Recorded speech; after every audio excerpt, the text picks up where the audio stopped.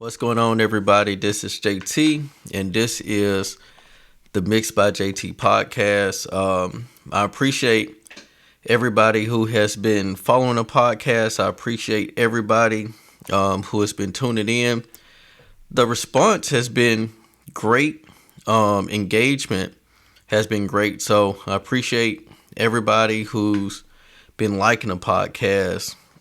I appreciate everyone who's been sharing the podcast because even though the podcast is named after me, it's not about me. My goal with this podcast is to inspire and empower artists, musicians, engineers, or anyone who may be listening. I just want everybody to take their craft to the next level.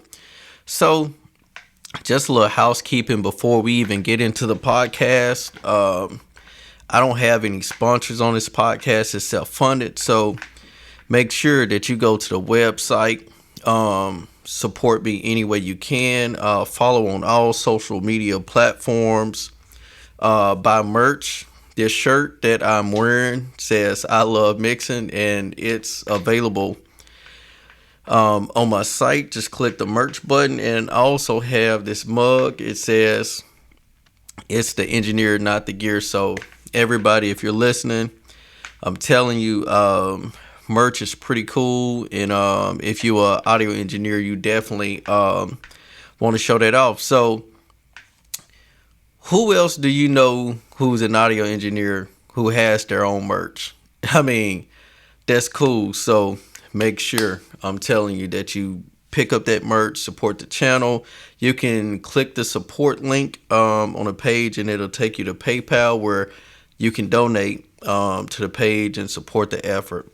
So with that being said, let's get into the podcast. So this is episode 4 of the podcast, and the title of this podcast is "Should You Quit Your Job to Do Music?"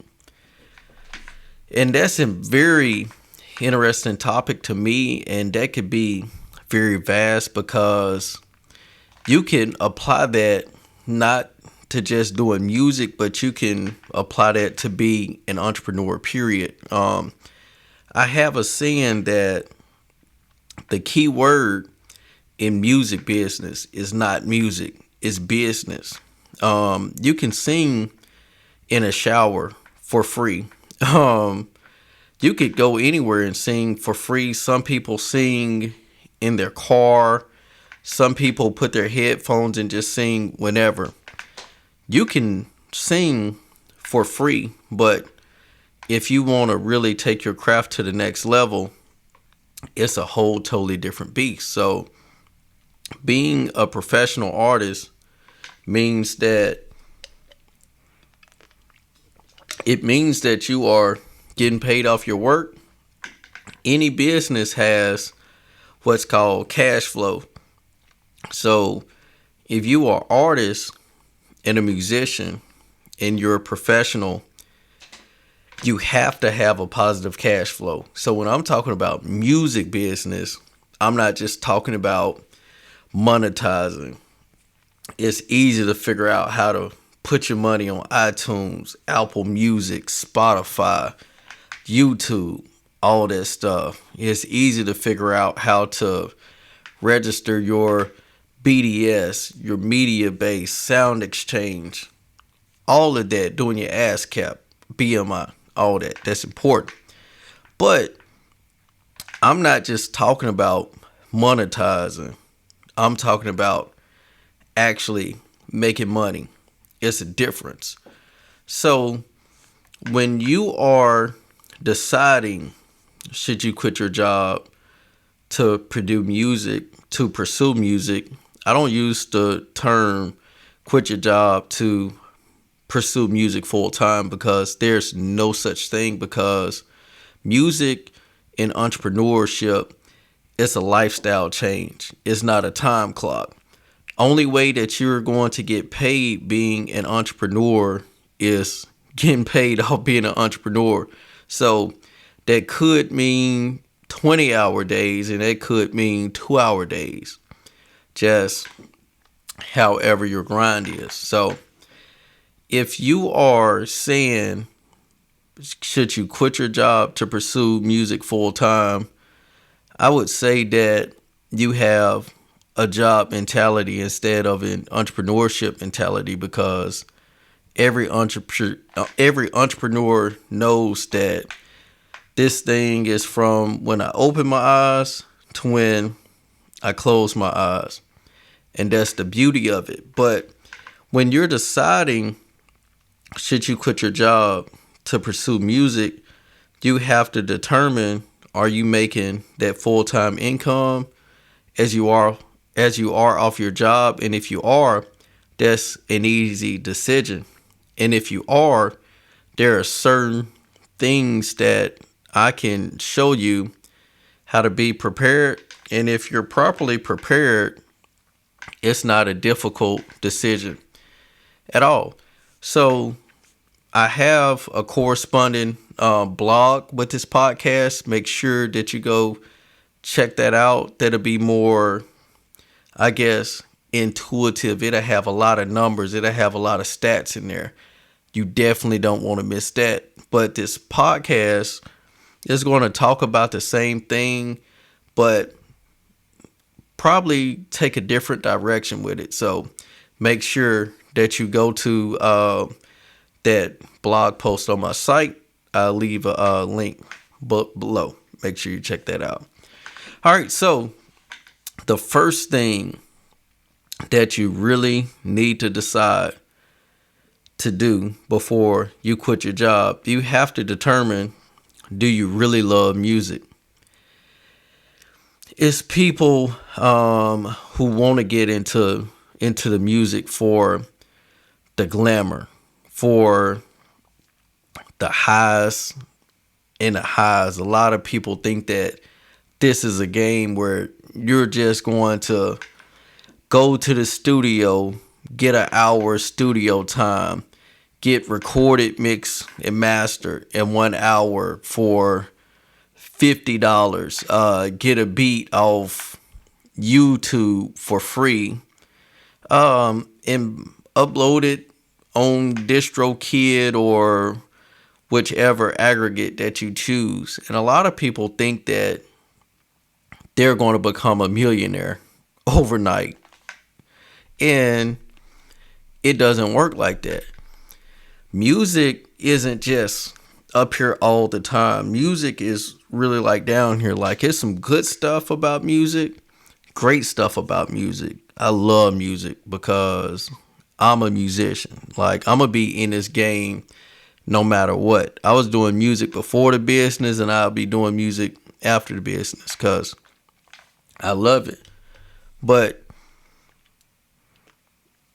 if you are in this game to make money, if you're in this game just to be popular, if you're in this game to be famous, I hate to break the bad news to you, but it's just not going to work like that, because people can spot fake from a mile away.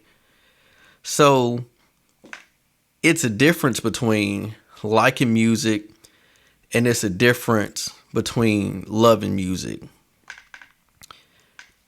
Because when you love music, you make a decision that I'm going to be in a game in the good times, and I'm going to be in a game in the bad times. I mean, it's a lot to really be able to take in when you're doing this music game. So a lot of people, that's going to eliminate a lot of artists off the bat, because they're going to really get into this game, and they're going to figure out it's not as easy as they thought it was. You can see your favorite rapper on TV. You can see your favorite entertainer on TV, and you can see them operate. And the beauty of it is it looks so easy, and everybody feel that, okay, I can do this. I was looking up the statistics, doing research to do my blog post on my website, man, I'm telling you, it's going to be epic. But I was looking up some stats, and success in a music business is very rare. But you see the people on the internet with 1 million followers plus 10 million followers. You see artists such as Drake.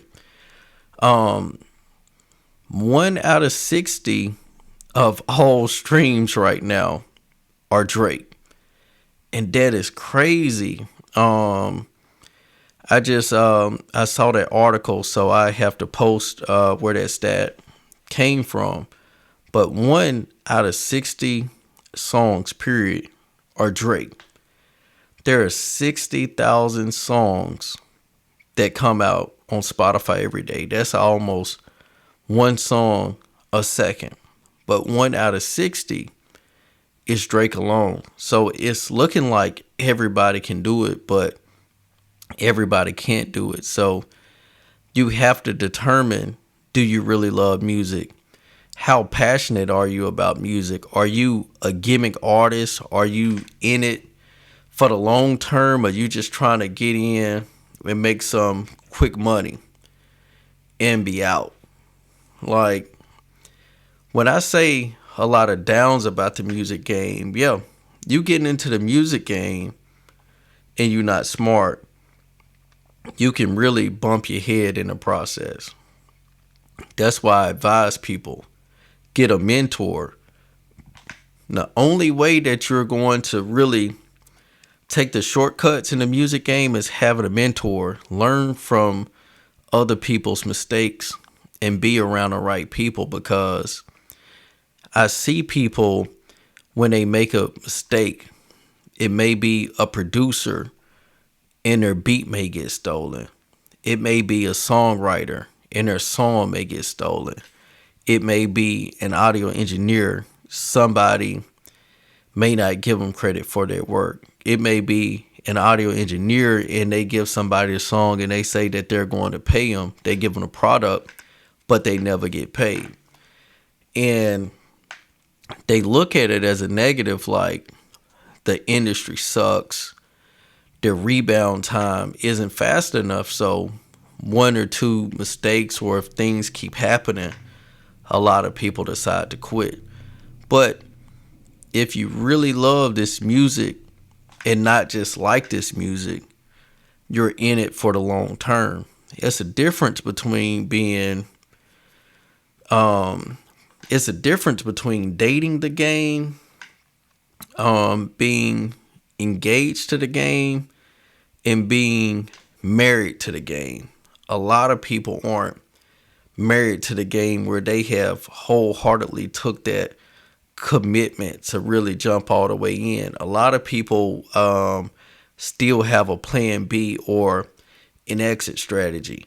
A lot of people really hadn't even got their feet wet. Some people, when they go in, they may be knee deep in the industry, but they don't ever get fully submerged. I mentioned on the last podcast about how people don't invest money into their music. When you're in a marriage, you invest money into your marriage. When you have kids, you invest money into your kids because you're committed to seeing them grow. When it relates to your music and you love it, if you're not investing money into it, you're not passionate about it. So how do you expect it to grow?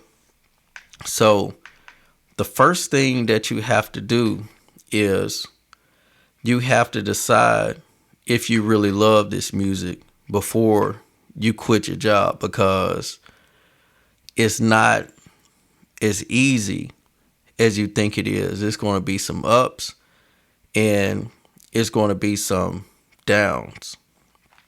And the second thing that you're going to have to do, if you're going to decide to quit your job and really do this music thing, you're going to have to commit to put this work in. And when I say you have to commit to put this work in, music is going to be the hardest thing in life that you could actually do. I mean, to have a skill or a talent in the music business that people think that you're good enough to actually get paid off of it is very difficult. When you post a song and people are telling you that this song isn't fire, it isn't hot. When people don't buy your record, what people are basically telling you are you aren't good enough. You can't get offended when people tell you that. If you are an engineer and people don't want to pay you for your work, what they're basically telling you is you weren't good enough and you can't get offended by that. If you are a graphic designer, photographer, anything in this industry, the same principles apply. If people aren't willing to pay you for your work, that means that they're telling you that you aren't good enough.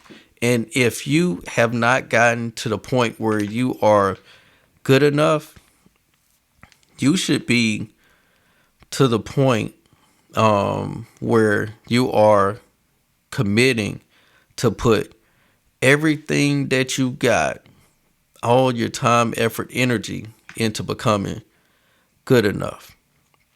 If you are an audio engineer right now and you weren't turning work down, I'm talking about paid work, you weren't good enough. People should be calling you all the time to book studio time or whatever. And all the time you weren't going to be available when the people want you to be available. You're already booked with a paid client. I'm not bragging on myself and my ability where I am now, but I've actually lost clients. I've actually had clients where it caused a conflict because they called me and I was booked at the time that they wanted to come to the studio. And I said, well, I'm free this time. Boom. But that's completely fine. That's how the game goes, because you are going to win clients and you're going to lose clients. And when you are committed to operating a business, you know one client don't stop a show. It's a difference between good clients and bad clients. You lose one client, go out and get 2 more clients, because the business have to grow. If you weren't growing, you weren't shrinking. So if you are in this game, if you are a professional, I'm telling you, you should be overbooked. You should be turning work down. If you are an artist, you should be turning shows down. You mean to tell me like every Tuesday, Wednesday, Thursday, Friday, Saturday, you weren't booked for a show? That's a skill set that you have to develop as an artist. People should be seeking you out for you to do shows. If they aren't, you still have work to do. Producers, I'm about to hit you next. If you are a producer, same thing. People should be hitting you up for beats. If you are a producer, and people don't want to pay you for your beats, I'm talking about good money. If you're asking $500 for an exclusive and people don't want to drop that money, $200 for exclusive track out or whatever you charge, there's still work to do. Even if you have income off your music, it's work to do. Reason why I'm saying that is because it's levels. You have to commit wholeheartedly to put the work in. That's why I use the gym analogy. I may just use it every podcast. I said last podcast that success is a muscle. You got to work that muscle. You got to work that music, man. You got to work that record. You got to commit to put that work in. If you were getting a college degree, that takes work. It's all about the laws of sowing and reaping. Everything that you're going to do that's worthwhile is going to require work. And I believe that that's the part that really turns people off about being in the music industry, because a lot of people don't realize how hard it is to really work and become a musician. Man, if you a drummer, you got to shed, man, if you want to be a real good drummer. Everybody understands that concept. If you're a musician, you got to practice. You got to rehearse. Everybody understands that concept. And the cold musicians know that every day, day in, day out, they're rehearsing. They're working on their chords. Drummers, they working on that pocket. They working on those chops. They're working on the rudiments. They're playing to a metronome. But what I see with artists is artists do not practice. If you're an artist, how often do you work on your show? If you are an artist, how often do you write lyrics? If you are an artist, how often do you freestyle when no one is watching? Just ask yourself that question. If you're an artist, can you rap to a metronome? If you're an artist, do you practice writing 16-bar verses? I remember when I was coming up in the game, I'm not going to say the year because I'm not going to reveal my age, because I try to stay as young as possible, and I don't want people thinking that I'm old. I feel that I'm young, but oh well. But I remember when I produced one of my first groups, man, it was a group named BAM. I go ahead and say it on this podcast. If you know, you know. If you don't know, you don't know.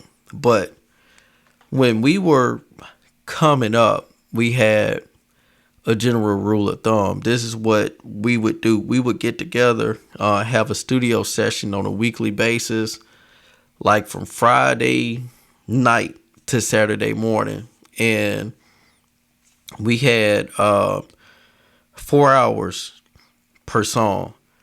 And what I would do as a producer, I would make the beat from scratch, and the artist would have to write their verse from scratch right there in the studio. So if anyone has ever heard that mixtape, it's pretty cool. I still listen to it from time to time. Everything that we created was in that studio session. Yeah, we wrote outside of that. I made beats outside of that. But when we got together, we wanted to create something that was specifically for that moment. When I started out in the game, even one of the people who taught me, I go ahead and give him a shout out on this podcast, Scotty P, man, from Love City Players, man. That was one of the people who mentored me when I first got into the game. And going to the studio, we weren't punching in and punching out. When we were going to the studio, man, like you had to do your whole 16-bar verse straight. If you messed up anywhere in that 16-bar verse, you had to do that whole verse over. And we had digital back then. We wasn't recording the tape. It wasn't that long ago. But you had to rap your whole verse straight through all 16 bars. It was no punching. Then you had to do an overdub. It was no punching. Then you did your doubles.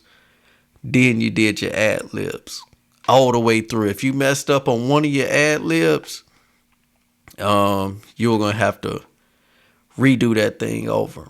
And what I notice about artists these days is it's so much punching in and punching out. I'm talking about every bar, one bar, punch in, or half a bar, punch in, punch out, punch in, punch out.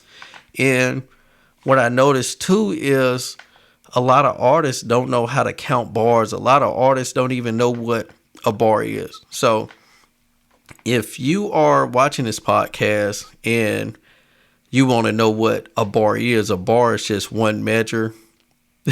A bar, that's all it is. 4 counts. It is slang term for a measure. It's just a hip hop term. So most artists, they don't know how to count bars. They don't know how to write bars. So some people just come in and freestyle and wait for the beat to break back down or whatever. In the new generation, I hate to say it, a lot of artists don't work like they supposed to. A lot of singers now have to have an auto-tune to come in the studio and sing. Never seen nothing like that in my life.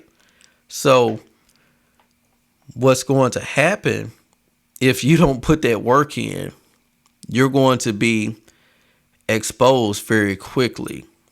I come from that generation. When I was growing up, we were watching Rap City in the basement with Big Tigger, man, where every artist who came on that show had to freestyle. When you went to a radio interview back in the day, you had to freestyle. When you were handing out them CDs, boom, boom, boom, go check out my CD in the streets, people expected you to freestyle. So if you were an artist, you had to be on top of your game.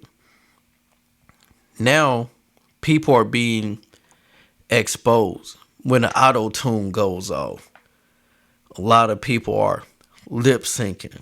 A lot of people are showing up not properly prepared. I'm not calling anyone's name, but I'm telling you, if you are an artist and you want longevity in this game, you got to show up prepared. This is kind of like a side note. I call these new artists, I call them digital artists. And I call the older generation, I call them analog artists. A lot of these digital artists wouldn't ever be able to sing on analog. A lot of people wouldn't be able to sing on those tape machines because, look, when you singing straight to tape, man, I'm glad it's not like that now, but you really had to be on point back in the day. So a lot of people now are trying to use the technology as a cheat code, and a lot of artists are starting to get exposed, and they're finding out the emperor has no clothes.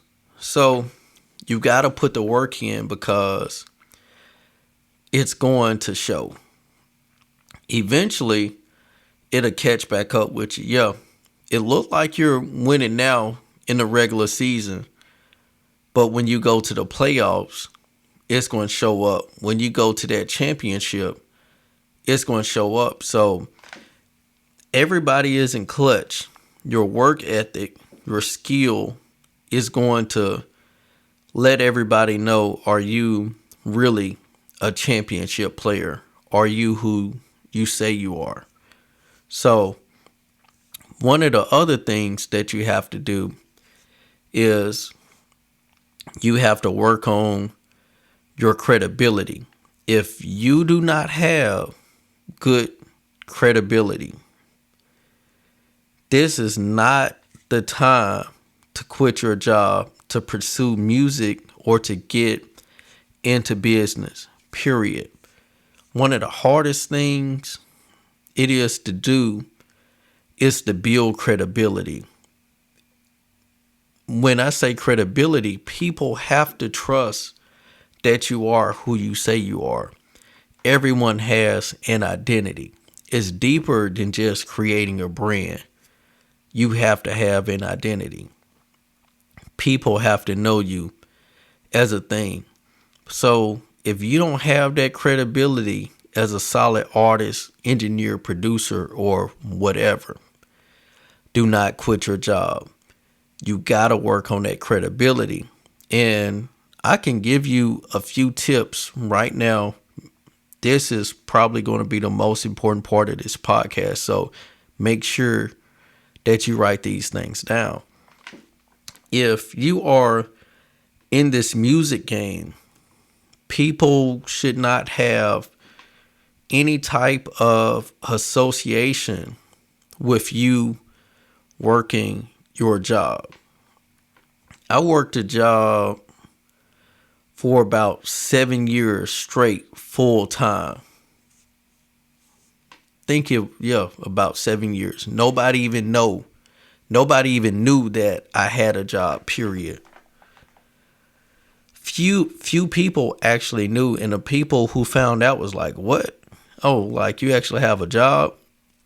And I had to play it off like, I've been working here full time, 4-5 years, whatever.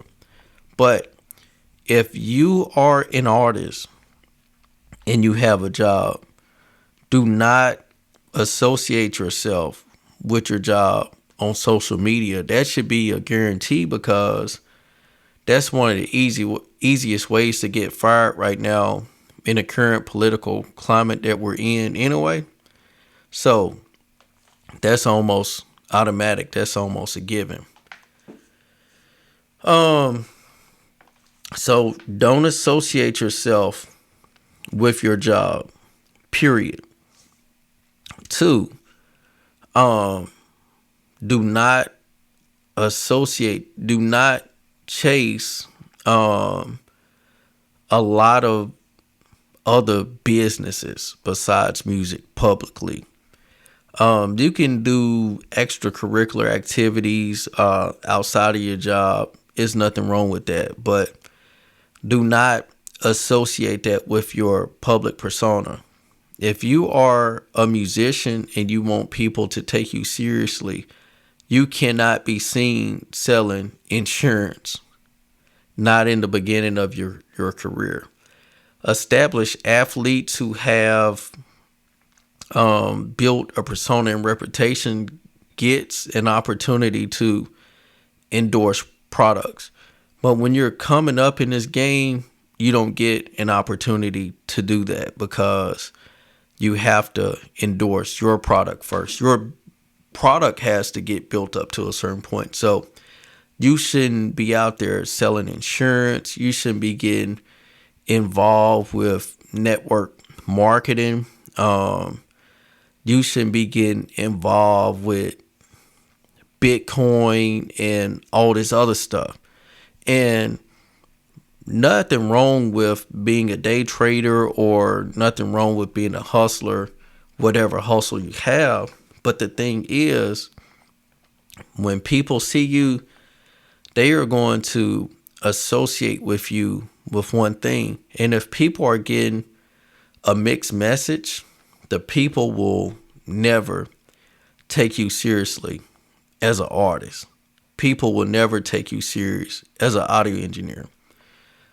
One of the ways that I built a solid reputation as an audio engineer is, for years on social media, I didn't talk about anything else besides music, because I knew when people associated me with anything, or my name with anything, when you heard JT, I wanted people to associate me with one word, that was music, period. Engineering, a lot of people don't know what that is. So all I did on social media, talk about music, talk about how I loved music. Um, and it probably took me about 2 years for that to really catch on. 2, 3 years straight before people started taking me serious and I made a dime off of it. 2 straight years. And I say that to tell artists, okay, you release a single, 4 or 5 days later, you don't get 1 million streams, and now all of a sudden you go back to do what you was doing. No, it takes consistency. The reason why people aren't supporting your music is because they don't take you serious. These people are calling you a clown. These people know that you aren't about what you're talking about. You really don't live that life. So your credibility in this music game, it gotta be A1. So that's another way to build your credibility. Don't associate yourself with a job. That's one. Don't associate yourself with chasing any of these other brands. If you are an artist, you should not be taking pictures and posting them on social media in work attire. That's a big no-no. A lot of people on social media want you to share aspects of your personal life because they want to feel that they know you, and if they know you, they can trust you. But make sure that you are showing them the side of you that loves music. Make sure that you show them your artistry. That's very important. Like, if you don't have credibility, I'm telling you, it's going to be very hard to make money off this industry. And this is where I tell people, don't be delusional, because you have to look at yourself in third person. People are going to feel that they're better than what they are. Don't depend on your family to give you a good perspective of how good you are, especially if it's your mom or your dad, mother, father, whoever you call them, right? Whatever term that you use. They're always going to support you and feel that you are the best thing smoking for the most part. Your personal friends, if you ask them to like and share your status, they may like and share your status, but how are people reacting to your music that you don't know? And at the same time, you may not have credibility with your friends and with your family because of familiarity. They may feel that they know you. They've been around you for so long where sometimes you may just have to reinvent yourself for people to take you serious. And there's nothing wrong with that, because if you want people to really take you serious, you have to really take yourself serious. And you have to focus on building that solid reputation around you. So if you're trying to finance a vehicle or a home, before they decide to give you that loan, before the banks decide to give you that loan, they're going to pull your credit, which they're going to check your credibility. Then they're going to check your credit score. If the people around you checked your credibility, what credibility score would you have? So if you have good credibility, it's going to make it easier to make money. You won't have to put as much of that effort in. But if you have bad credibility, it's going to be very difficult.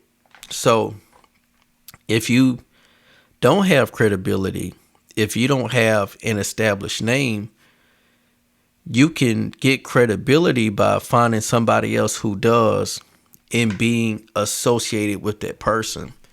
That's how my credibility grew in Jackson, Mississippi, because just by being seen with a certain person, people knew like, okay, I don't know who he is, but he got to be pretty solid because he's working with that person. And on that same token, you really have to understand this. If you are seen with a person who is not credible, your credibility score is going to go way down, and people are not going to want to be associated with you. In Jackson, Mississippi, I'm probably one of the few people that get an opportunity to freelance and work with everybody. I've worked in almost every venue in Jackson, Mississippi. I worked with so many different sound companies. I worked union and non-union. And this is how I did that. When you are, I got to explain this. When you are freelancing, you have to stay free. You can't get too close to anybody, because if somebody burns their reputation that you're close to, and everybody knows that you work with this person, your reputation has just gotten ruined too. And in Jackson, Mississippi, anybody who's watching this podcast, I'm from Jackson, Mississippi. Jackson, Mississippi is a very small market. In the entire metro area, we have a population of about 600,000 people. In a city like Atlanta, it's over 6 million people. I think Dallas has over 7 million people. You get what I'm saying. If you mess up your reputation in Jackson, Mississippi, you got to leave the state. That's just the way it is. So your reputation has to be A1. Your credibility has to be A1. Your quality of work has to be A1, because if those things aren't lining up, you will never be able to quit your job. Guaranteed. Because when you are working a job, you're under somebody else's brand. So you're covered. The company that most people work for is already proven. They have a logo. They have this, they have that. The company may be recognized all over the world. The company may be publicly traded. The company has been checked out 100%. Can you say the same thing about your company? Are you willing to go out there and build an integral brand? When people hear your name, what's the first thought that comes to their head? But I will tell people that the streets talk. You can think that you're the most amazing person that ever walked this planet, but when you're not around, people going to talk. And when you're not around, you want people to be able to have respect for you. You want people to be like, oh yeah, that dude's solid. Even if they can't afford your work, you want people to be like, man, I can't afford his work, but man, that dude's solid. If you're an audio engineer, you want people to know that guy know what he's doing. And I'm going to address this specifically to audio engineers.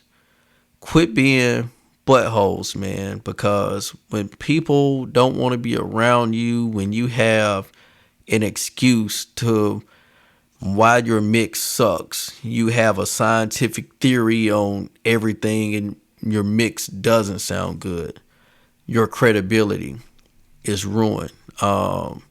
You're going to have to go back and work that job because nobody is going to hire you. So the next thing, if you are working a job, you have to have a number.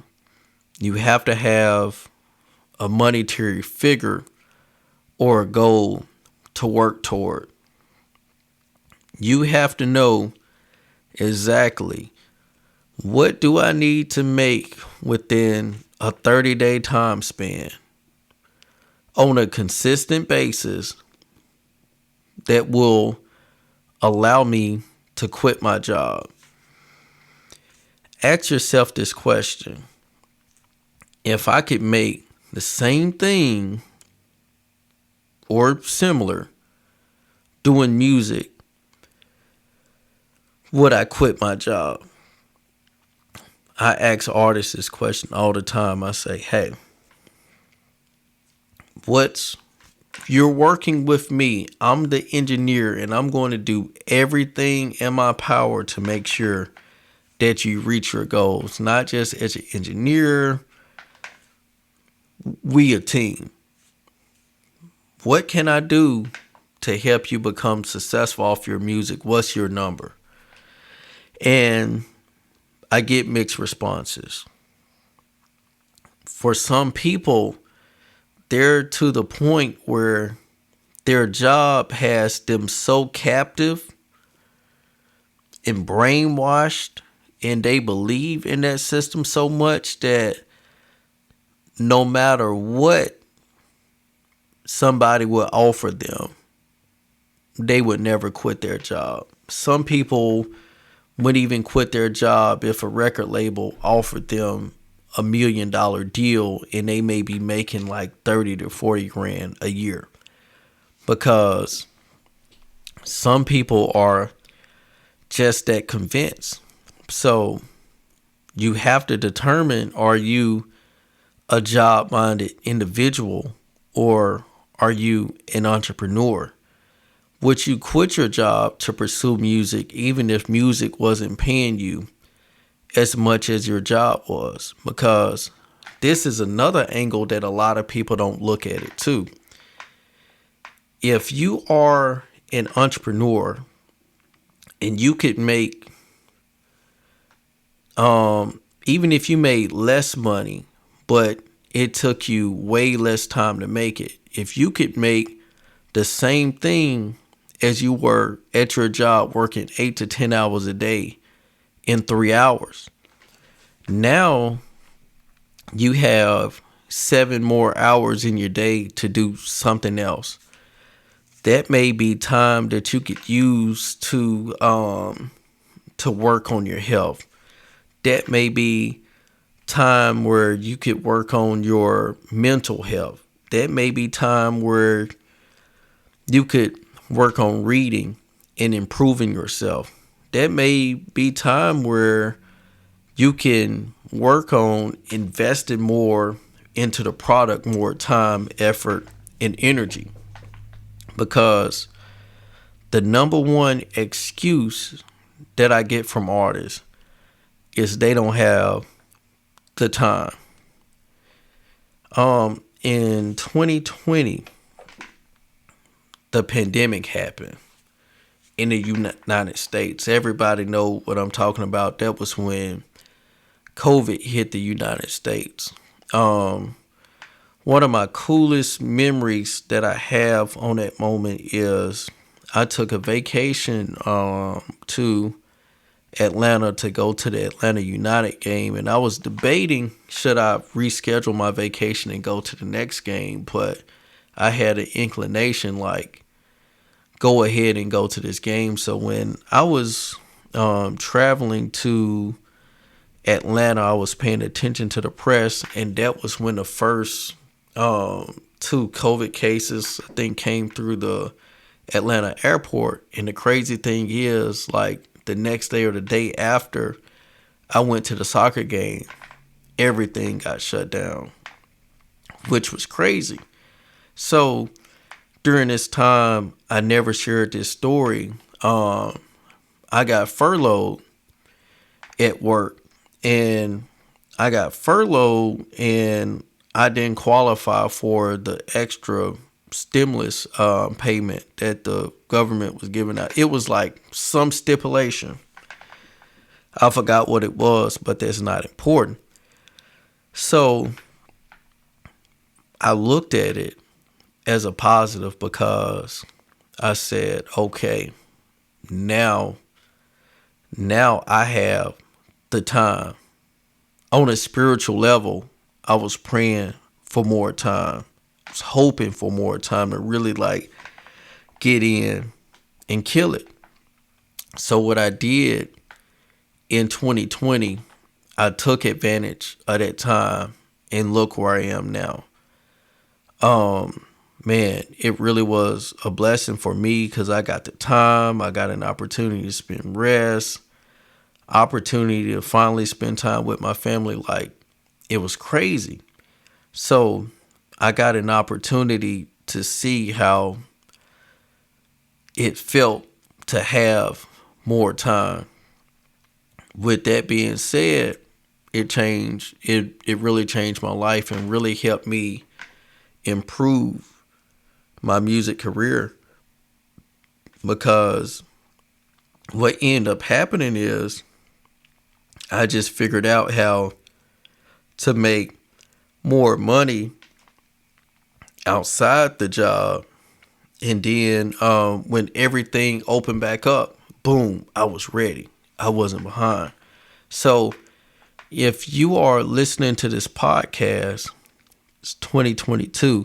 If you didn't do anything in 2020, if you didn't do anything in 2021, if you weren't doing anything in 2022, you're already behind the eight ball. I told everybody on my team when everything shut down, I said, look, hey, let's do this. Let's do this. Let's get prepared. Let's get our hustle on. Let's do it. Everybody didn't respond to that phone call.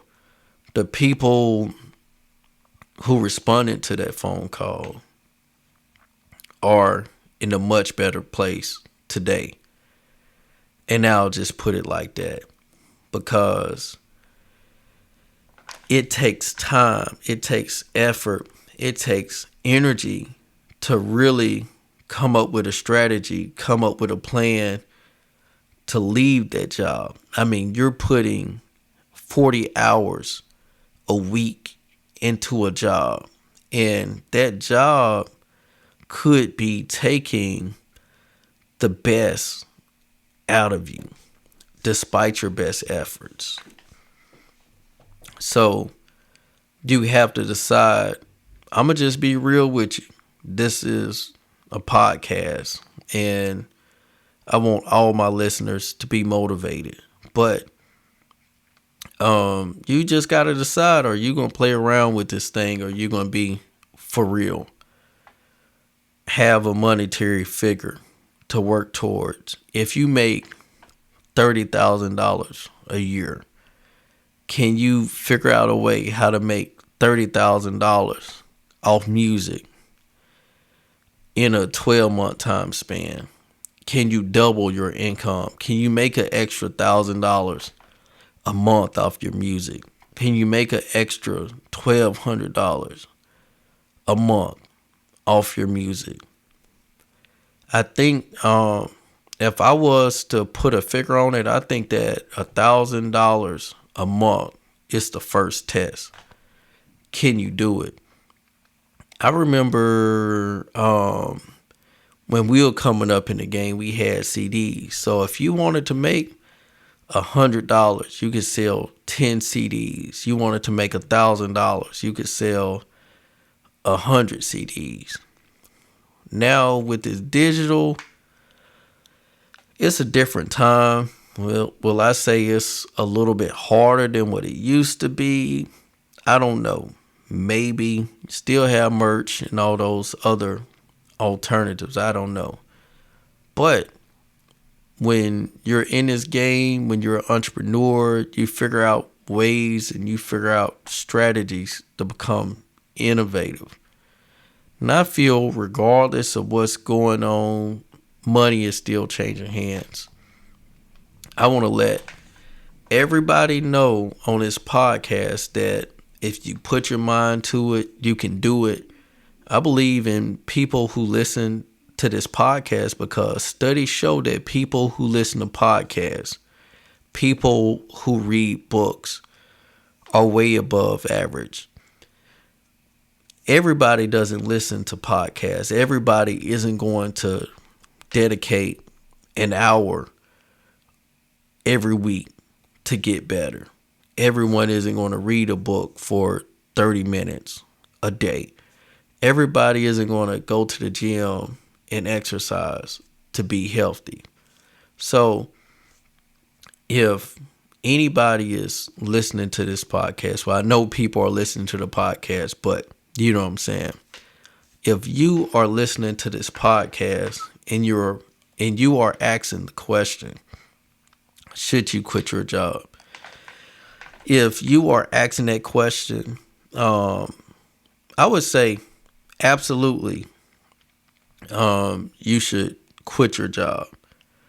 And this is the reason why I say why. You can't miss something that you never had.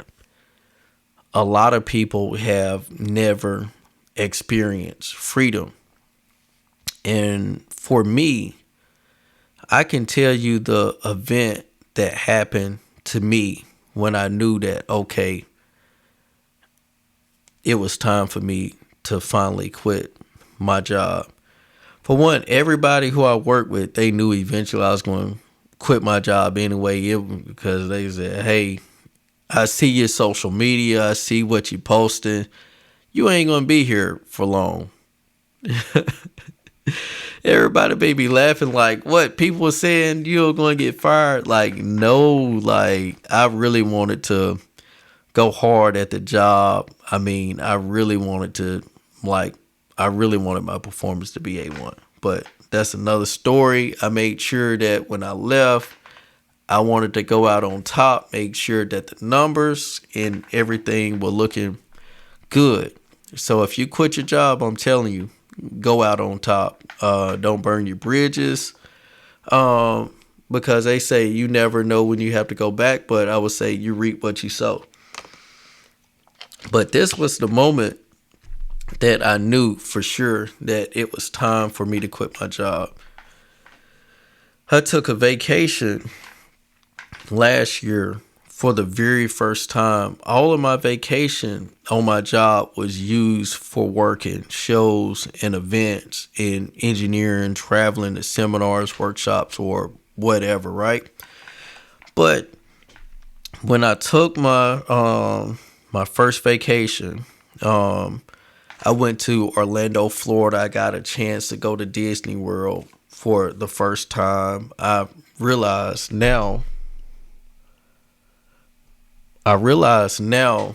why my parents never took me to Disney World, because, man, it's crazy expensive, but I took the sacrifice to be able to go.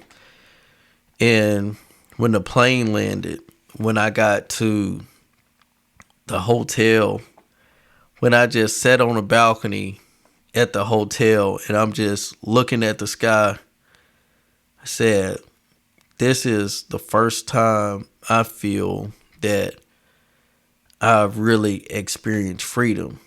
And when later on, well, Disney World was great. Just if you get a chance to go to Disney World's high, but go. But later on that vacation, I went to we got an opportunity to go to the beach. And I had my daughter with me. I was holding my daughter, and we were going to the beach, and we were walking on the beach, and we got to the sand, and she was afraid to walk on the sand, but I reassured her that she didn't have anything to be afraid of. That's how entrepreneurship is. So when she had the courage to really go out there, step out on that sand, I mean, she had a blast. It was probably one of the best experiences of her life, and it really kind of gave me a perspective of entrepreneurship. So you may have a fear that if you step out and quit your job, that it's not going to work out. But I'm telling you, man, if music is something that you're gifted to do, if you feel that music is your purpose, if you know that music is your purpose, man, like when you step out, when you make that move, everything is going to be okay. But this is the end of the Mixed by JT podcast, episode 4. Should you quit your job to do music? If you're asking the question, should you quit your job? Yes, you absolutely should quit your job. But all I'm asking is, if you make that decision, if you step out, you gotta stand behind it. You gotta make sure that this music is really what you love to do.